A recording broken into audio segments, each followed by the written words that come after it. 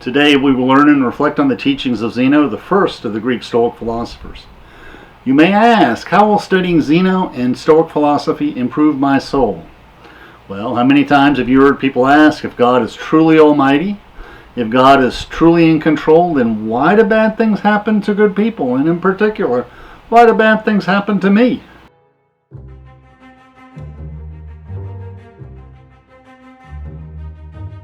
Zeno, the first Stoic philosopher, was a student of Socrates, who was one of the last Greek Cynic philosophers. Like the Cynics, the Stoics lived a simple life, but unlike the Cynics, the Stoics were not into abject poverty or sleeping in the city square. They preferred to sleep in their own cot, their own simple cot, in their own house.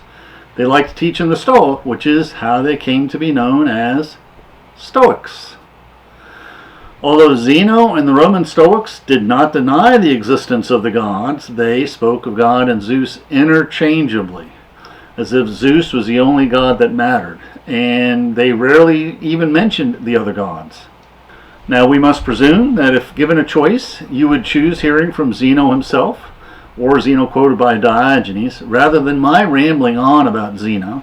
So we will go heavy on the actual sayings of Zeno, and go a little bit light on the assorted Bruceisms. Zeno speculates that God is a living being, immortal, rational, perfect in happiness, immune to anything evil, exercising forethought for the cosmos and all it contains, but he is not of human shape. God is the craftsman of all things, both generally and that particular part of him that pervades everything, and which is called by many names in accordance with all his various powers.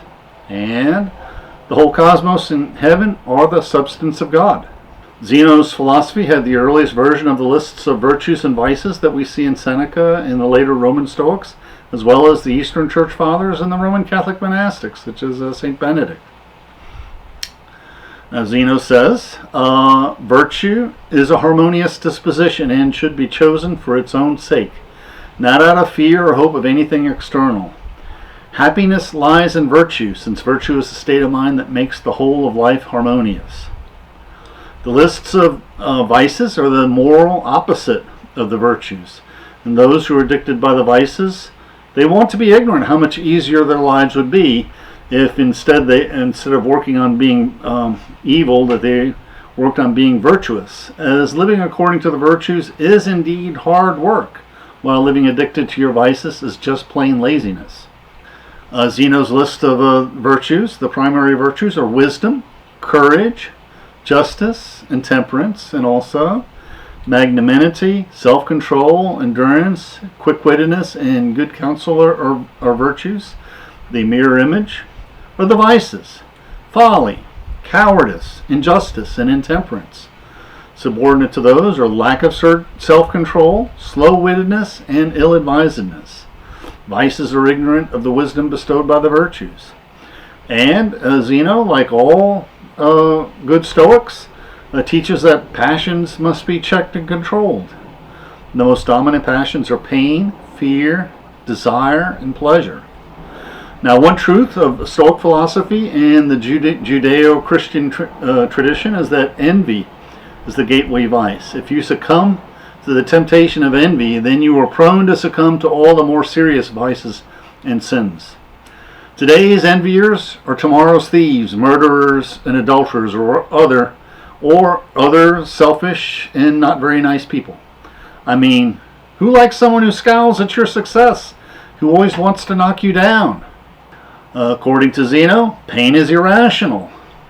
The species of pain are pity, envy, jealousy, rivalry, heavy-heartedness, annoyance, chagrin, anguish, and confusion. And Zeno lists the pain. Pity is a pain felt for someone whose suffering is undeserved. Envy is a pain felt when others have good things. Jealousy is a pain felt when others have what we want. Rivalry is a pain felt when our neighbor's toys are better than ours. And here we go. We have 3 different varieties of envy. Heavy-heartedness is a pain that weighs us down.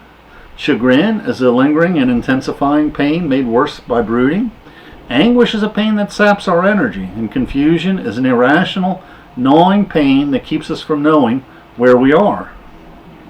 And you'll see that in this list, You'll note that this list reminds us of the teachings of St. John Climacus. In the Ladder of Divine Ascent, he lists among his sins the sin of despair, which is analogous to some of the vices some of the pains that Zeno lists. Now, Zeno, like all Stoic philosophers, was suspicious of pleasure simply for pleasure's sake. And now, according to Zeno, pleasure is the high we feel when we gain the object of our desires. The types of pleasure are enchantment, spite, delight, and rapture. Enchantment is pleasure that charms the ear. Spite is pleasure at another's misfortunes. Again, we see envy. And rapture is a dissolving of virtue. As a young student, Zeno consulted an oracle on what he should do to live the best life. And the oracle replied that he should have intercourse with the dead. And grasping the oracle's meaning, Zeno decided that he would dedicate his life to reading the works of the ancient philosophers and poets, which is our goal in our blogs and our videos. Much of what we know about the Greek, Cynic, and Stoic philosophers comes from the lives of eminent philosophers by Diogenes of Laertius. The original writings are lost. In addition to the lives, we only have brief fragments and snippets quoted by other Greek authors. We may ask, why have the works of Zeno been lost in the sands of history? In addition to the lives, we know that the later Stoic philosophers studied Zeno, since they echo many of the philosophical themes he introduces. And Seneca directly mentions that he studies closely the works of Zeno. In an essay by A. Long, he speculates that maybe Zeno's works are so short and pithy that there's not much to say, which doesn't make sense, since that's the nature of Stoic writings in general. Diogenes of Laertius has some possible clues.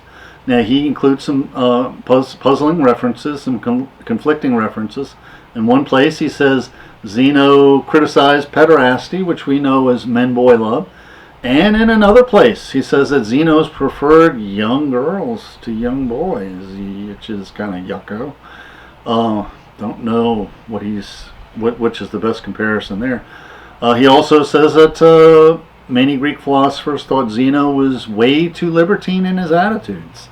And in particular, his take on Plato's Republic was much racier than Plato's original. We do know that an early church father, St. Justin the Martyr, said that he rejected Stoic philosophy. Maybe that means he rejected the Stoic philosophy of Zeno and his students, most of whom were quite libertine. But when St. Justin the Martyr relates the teachings of Socrates, he does not quote directly from Plato, but rather he quotes from the writings of Xenophon, who Socrates is more of a moral Stoic philosopher than the Socrates in the Platonic dialogues. Maybe the works of Zeno were lost to history because the Byzantine and medieval monks, rather than copying them down to pass them down to posterity, preferred to use the pages from Zeno's work to start their cooking fires, which was the fate of many unfortunate of the works of antiquity. Or maybe we'll find some more hidden document caches in some forgotten monastery somewhere in the coming years. We would have shared more of the wise sayings of Zeno, but Diogenes just passed along just a sampling of his wisdom. We do read in Diogenes and his lives that Zeno was more interested in the physics or the sciences and epistemologies than the later Roman Stoic philosophers. And if you're interested, you can read Diogenes about this. Diogenes tells us a little bit about the later Greek Stoic philosophers. The last few pages of his chapter tend to skip from one philosopher to another, so I'm not quite sure of the accuracy of the attributions. Now, many ancient sources and Diogenes credit a later Greek Stoic philosopher, Chrysippus, for compiling an authoritative list of Stoic works, but his writings are also lost to the sands of history. Now, Diogenes has a wry remark about Chrysippus and his long list of works, but he said they're mostly direct copies of earlier works by the earlier philosophers, and if you excluded the direct quotes, only a few pages would be left over. I would like to mention that the edition of the Lives that we looked at, that we read, has many excellent essays in the back, almost as voluminous as the works of Diogenes himself. And these excellent essays are by leading scholars of the ancient world, and well worth buying the edition just for that. Please click on the link below for our blog for the Greek Stoic Philosophers, and on links for YouTube videos on the Greek Cynic philosophers and other interesting videos that will broaden your knowledge and improve your soul.